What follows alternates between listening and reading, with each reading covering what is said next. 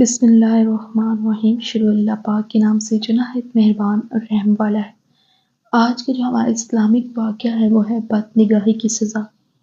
حضرت سیدنا ابن عباس رضی اللہ عنہ فرماتے ہیں، ایک شخص نبی کریم صلی اللہ علیہ وسلم کی خدمت میں حاضر ہوا اور اس کا خون بہہ رہا تھا، تو آپ صلی اللہ علیہ وسلم نے اس سے فرمایا، تجھے کیا ہوا ہے؟ اس نے عرض کی، میرے پاس سے ایک عورت گزری تو میں نے اس کی طرف دیکھا اور میری نگاہیں مسلسل اس کا پیچھا کرتی رہی کہ اچانک میرے سامنے ایک دیوار آ گئی جس نے مجھے زخمی کر دیا اور میرا یہ حال کر دیا جسے آپ ملاحظہ فرما رہے ہیں۔